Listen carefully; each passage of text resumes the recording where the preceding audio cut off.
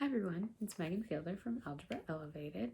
Today I just wanted to share with you a little hack that I found for some great bulletin board borders. So if you're like me, I struggled to find bulletin borders that I felt were subtle and age appropriate for my students.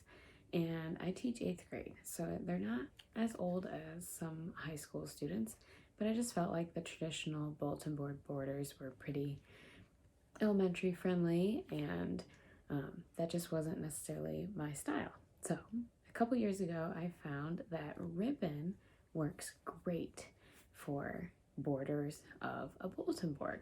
So the ribbon I'm talking about and that I usually use is just this 1.5 inch ribbon that I found at Joann Fabrics near me, and this particular one is by Ofray. It has polka dots and I have it in several colors, but what happens is if you just unroll this and staple it up, it is perfect. So it's super flexible, so you're working with a material that is easy to use. Staples go right through it. You don't need a ton, so staple at the corners and then every couple of feet, but not very heavy. It holds up really well.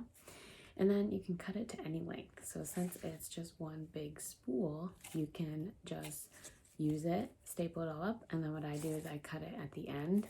I don't measure them out ahead of time just because it's easier to just kind of put it up.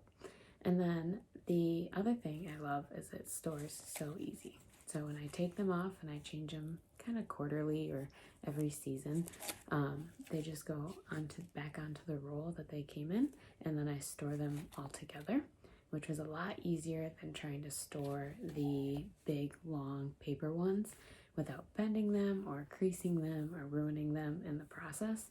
I kind of ruined a bunch before I found this ribbon hack.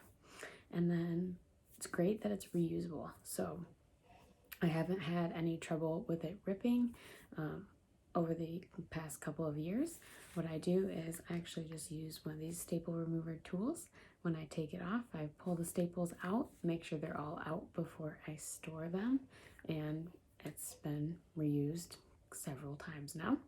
And then one thing that you could do, if you're worried about the ends fraying, if you see how it's kind of coming apart there, what I have done in the past is when I put it up, I kind of just fold it over so that it's a nice folded edge, and then I'll staple right there so that I can use it. What I don't want to do or want to avoid is having to cut it after I take it down, because then the length won't be right for next year. So once I have it all set up for the first year, if I'm using it in the same spot, it's all ready to go with the right length, and I can just throw it back up there. And then the last thing I love about using ribbon is it comes in every color. It comes in satin, it comes in like more flat. This one's a ribbed texture, and then the patterns are super subtle.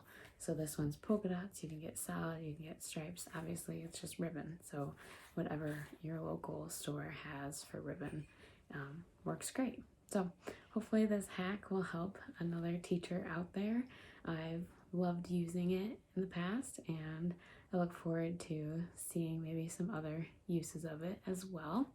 If you would get a chance to try it, let me know in the comments down below, or include a picture so that I can see some of your amazing bulletin boards as well.